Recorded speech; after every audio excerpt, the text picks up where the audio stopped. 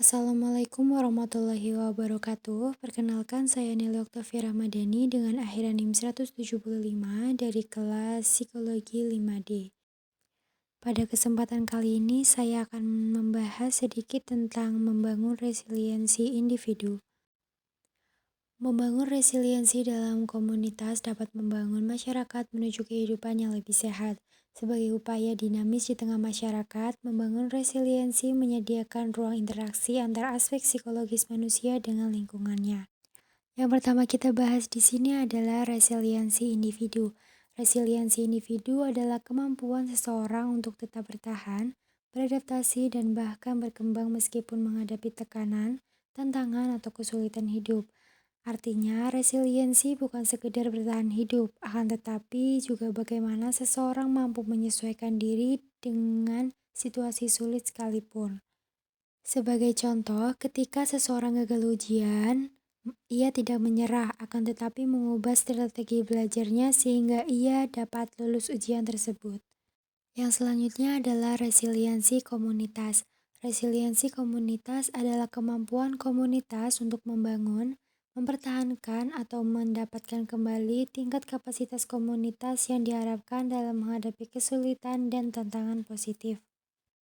Artinya, resiliensi komunitas adalah kemampuan suatu masyarakat atau kelompok untuk membangun kapasitas seperti mengembangkan potensi, sumber daya, dan strategi agar siap menghadapi tantangan.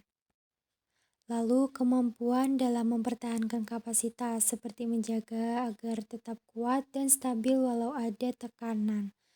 Dan juga mendapatkan kembali kapasitas seperti pulih dari kesulitan, misalnya dari bencana, krisis ekonomi, konflik sosial, dan yang lainnya.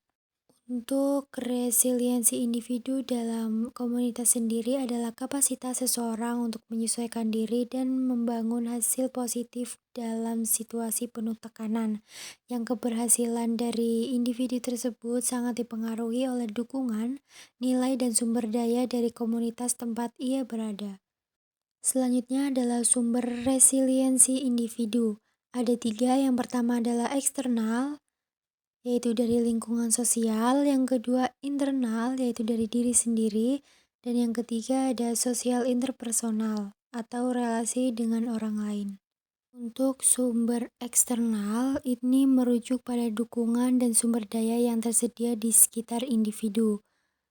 Jadi, resiliensi individu tidak berdiri sendiri, akan tetapi dipengaruhi cara ia memaknai bantuan atau dukungan dari lingkungannya, seperti keluarga, teman, komunitas, lembaga, ataupun fasilitas.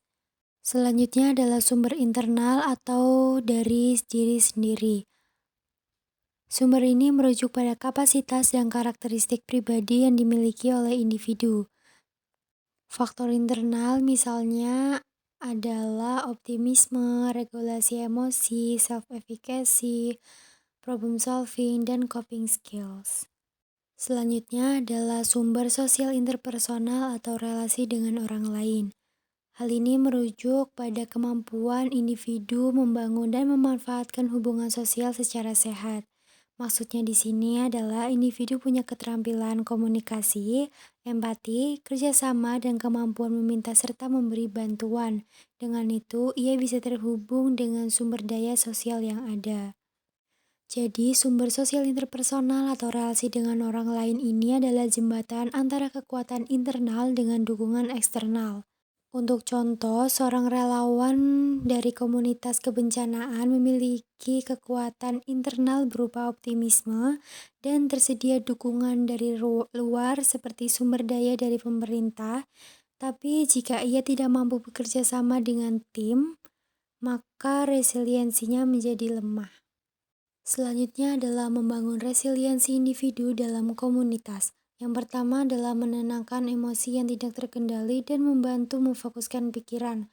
Resiliensi ini dimulai dengan kemampuan mengelola emosi negatif seperti marah, panik, sedih, dan yang lainnya supaya tidak menguasai diri. Untuk contoh, saat rapat organisasi terjadi konflik, individu dapat menarik napas dalam supaya tenang lalu kembali fokus ke solusi, bukan larut dalam emosi yang negatif.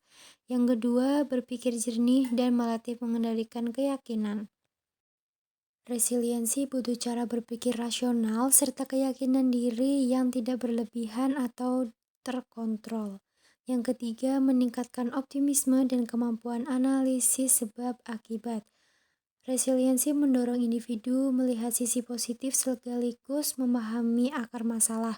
Untuk contoh, saat komunitas menghadapi penurunan anggota aktif, individu dapat tetap optimis dan menganalisis penyebabnya. Misal seperti mungkin jadwal bentrok, kurang motivasi, dan yang lainnya, lalu mencari solusi yang realistis. Yang keempat, mengatur emosi, empati, dan kesadaran untuk bangkit dari situasi sulit. Nah, resiliensi ini bukan hanya soal mengelola emosi diri, tapi juga peka pada orang lain atau empati. Untuk contoh, seorang anggota komunitas yang terkena musibah tidak hanya menenangkan dirinya sendiri, tapi juga sebisa mungkin memberikan dukungan emosional ke teman lain yang juga terdampak, sehingga tercipta rasa kebersamaan. Selanjutnya adalah menghindari terperangkap dalam pikiran sendiri. Nah, saat individu ini hanya berkutat pada pikirannya sendiri, maka ia akan semakin terperangkap ke dalamnya karena dia tidak membuka diri pada fakta eksternal atau dukungan sosial.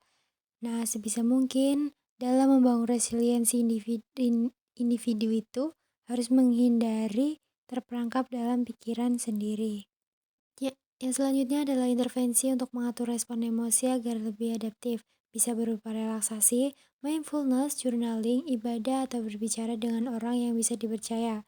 Nah, yang terakhir adalah memaknai peristiwa yang mempengaruhi. Jadi, resiliensi itu menuntut individu untuk menilai situasi berdasarkan fakta, bukan asumsi diri yang berlebihan.